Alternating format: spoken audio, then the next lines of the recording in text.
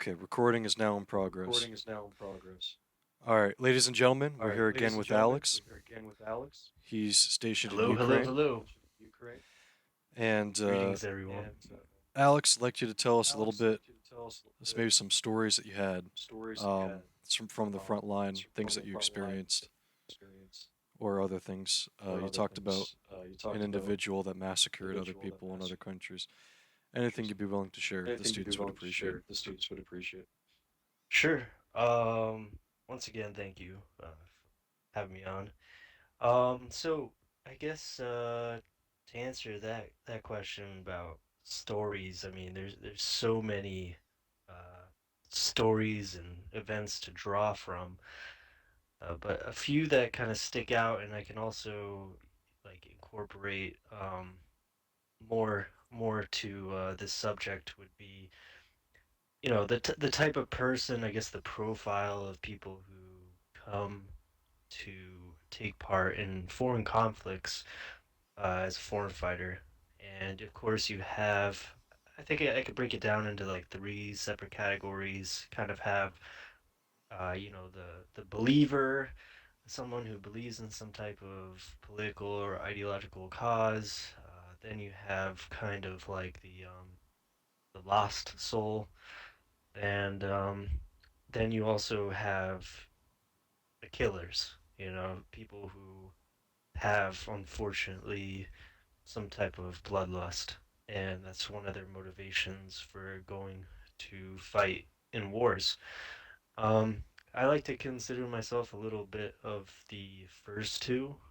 Uh, it's somebody who believes in something, doing something for the greater cause, helping people, helping humanity, however you'd like to say, as well as somebody who was lost at one point in life and was looking for a direction, was looking for that brotherhood that the military is able to offer people. Um, but I will share a story about the third type, about the killers, people who are in it for the bloodlust, the murder game, all that type of stuff. Um, so back in 2016, when I first arrived in Ukraine, when I joined up with the Georgian National Legion, there was another American there who was there before I arrived, who actually had been fighting in eastern Ukraine, Donbass, since 2014, since the start of of the war, the Maidan Revolution. After that, everything that happened, this guy came in with a clear goal intention of establishing a body count. This individual's name is Craig Lang. I believe he's a native of North Carolina. Um, and he was a U.S. Army combat veteran towards Iraq, I think Afghanistan as well. And he had been dishonorably discharged from the United States military for stealing weapons from the armory and going on, some kind of reckless hunt for his ex-girlfriend. Was pregnant at the time of his child, who apparently was committing adultery, and he wanted to kill her. And he was apprehended by military police, and that's how he ended up being kicked out of the military, getting his dishonorable discharge. And he decided that he would come 2014, live out more of this fantasy of his, just to go and kill people. And he was first in the paramilitary organization known as Right Sector, Pravi Sector. Um, and Pravi Sector gets a bit of a bad rap nowadays because it had some roots, ideological roots that people would consider as being far right. And this specific individual, Craig, uh, for sure was one of those type of people. Um, and he came into Ukraine, and So from like 2014, 2015, he was operating with this right sector, and then by 2016, he moved over to the Georgia National Legion. And I had a brief encounter with this guy, and immediately there's some alarm bells going off. I felt like there's no way I could trust this guy, but at the same time, I figured, oh, he's a U.S. Army veteran too. We have something in common. But he ended up leaving Ukraine before I had a chance to actually deploy to the front line with him. And I remember there was a lot of people coming to the Georgia National Legion at this time who would use him basically as a reference, as somebody that they communicated with prior to traveling to Ukraine. And he had ambitions apparently to come back to Ukraine and start his own platoon or fire team in a sense. And he came back to Ukraine, and I hear from a lot of my friends, people say, "Hey, check this guy out on the news. You know, something's happened." So I look it up, just put his name in Google, and it turned out that this guy was running away, fleeing from the United States as a fugitive in a capital murder armed robbery case down in Florida. And this story particularly takes a bit of a strange turn because he was not the only shooter involved in this specific homicide, but there was also another American 82nd Airborne um, veteran who was also like dishonorably discharged from the U.S. military, I think for AWOL desertion charges. And he went to Ukraine in 2015 and met up with Craig. So they were both friends. And at that time, these guys, um, these guys, sorry, these guys decided that they wanted to, go around the world and be soldier of fortune type mercenaries, and they went to Sudan, specifically South Sudan and Africa, and they tried to join up with some rebel group that was fighting against the Sudanese government. There was a journalist who followed them, who ended up being killed in this firefight, but later on, there's some talk that maybe he was even murdered by these two psychopaths. And when these two guys were captured by government forces, they were extradited back to the United States.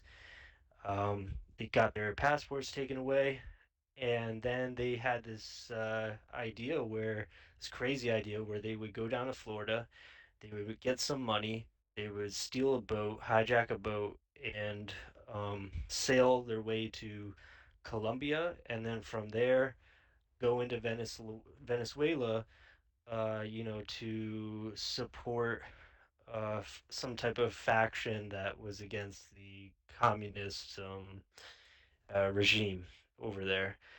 And their plan basically raveled apart when they went down to Florida. I read the official transcripts from the Department of Justice. It's also public information that you can easily source. But the case essentially went something like this. They created a fake advertisement on armslist.com, which was a website where people were able to buy and sell and trade firearms. And when this couple came to meet them in a church parking lot, these two guys opened fired on them and murdered the couple and stole their money. And from what I heard, they try to get down to hijack a boat and continue their operation, but something didn't go right. They ended up splitting up, and then Craig got a possession of a false passport and traveled back to Ukraine. and this other guy named Alex Zingelhauser stayed behind. And from what ended up happening was while Craig was in Ukraine, the FBI and some people put the investigation together down in Florida, and they put out a warrant for his arrest. Now it's a bit tricky because Ukraine has no extradition treaty with the United States. Um, but given the severity of this case and the recent partnerships between the two countries, the Department of Justice was actually making some headway with actually convincing the Ukrainian courts um, to extradite him. And while this whole trial showcase was going on, he was, released on bail under the conditions of wearing an ankle monitor. And when the full scale invasion happened, Craig once again, just disappeared into the war zone of eastern Ukraine. Um, and to this day, he's still here in Ukraine. He's been fighting the Russians since the start of the invasion, and his case is still in motion. But this is definitely something that has garnered a lot of attention, should garner more attention. And the fact that, the partnership between the United States and Ukraine should be strong enough where we would be able to extradite people who have committed such serious offenses.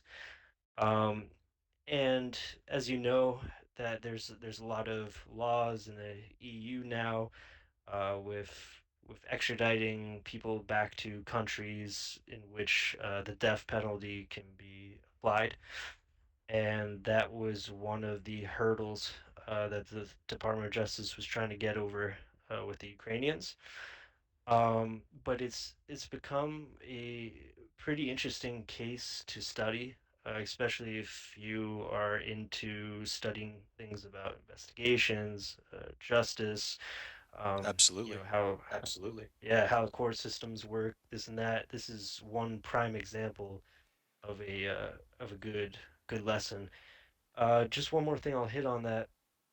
It's what I want to say in particular is, when it comes back to these three types of people, you got your idealists, your people who are lost, and you got guys who are just straight killers. You got to understand here in Ukraine, well, not just here in Ukraine, but like I said, all these foreign conflicts, they attract a wide variety of people. Some people have no military experience, and some people have a lot of military experience, and everything in between. Um, but the dangerous thing is, having people in your team who are capable of murder, such as Craig was. You cannot trust somebody like that with a weapon being around you. And it unfortunately gives a bad um it gives like a bad what's the word for it, reputation, um for the countries hosting him or even the country he came from, and everything that's going on here. The Russians have been able to use this guy's story in particular as kind of like an example of like, far right nationalists who are crazy from the United States. This is what they're doing here in Ukraine. They're just murderers, such and such. So in the beginning, especially before the full scale invasion, the Ukrainian military didn't do the greatest job of weeding and vetting out people, individuals who came from different countries to serve. Sure, there's a bit of a background check from their state security services called SBU, but it was nothing as intense as it is today. Because you had a lot of people just lying about their military service, lying about who they really were. But nowadays, they've gotten tighter control and they've gotten a grip on this problem. Um, uh, but actually, Yeah, I tell you to definitely look into this case on your own, Craig Lang, because there's actually even more to the story where apparently in 2014, he might have even murdered Russian captives or just civilians from the Donbass area, and the Department of Justice was actually filing war crime charges against him, along with the capital offense of murder and robbery in Florida. And it would be something like the first person who wasn't active duty military who is charged with a war crime who's an American citizen since something like 100 years or something like that. So it's definitely an interesting case to look into for Absolutely. sure. Thank you very much. Absolutely. Thank you I very really much. appreciate your I time. really appreciate your time. So Oh, thank you. So it's an incredible story, and I hope incredible we can talk story, about and I this hope we more. can talk about This this is an more. incredible This is an teaser, incredible teaser. and hope That I really hope justice is served in I this do too. story. It's Thank you. it's pretty frightening that such an Pretty frightening individual that such an exists, individual roaming exists. around in Ukraine, and he was able to roam around in other countries as well. Uh, Essentially a domestic terrorist and now an Essentially a domestic international terrorist, now terrorist an international by terrorist definition. by definition. Hmm. So I want to thank you So very much for I your want to thank time, you very much for your time, and I Thank hope we can you. and continue I hope talking we can another continue time. talking. No problem. No problem. Um, Any closing Alex, do you statements? Any want? closing statements? Um, no. I just actually, the one thing to touch off actually when it comes to, since we're on the same note of Department of Justice and all this type of stuff, I would like to say to people out there, especially those who are looking to go forward in a path in life in which you need to sustain from having any type of criminal record, whether it's like law enforcement, military, because I think a lot of people don't realize that one simple mistake you can make in your life really can um, close a lot of doors, close down a lot of opportunities, um, and that it's super important to just keep yourself on the straight and narrow, not just for yourself and for those you love and for other people, your neighbors, but really I'm trying to say that you could do a lot of damage um, to your career, and the rest of your life. So definitely, do your best to stay clear from people who might influence you to do bad things or negative people. Um, but besides that, just stay safe and be aware. Ladies and gentlemen, there you have Ladies it. and gentlemen, there you That's have it. Alexander Tobiasen. Alexander We've been in Tobias. contact for about 2.5 years, and that has Years. That has spoken directly from his heart. directly from his heart. So thank you very much. Amen. Thank you very much. Thank you.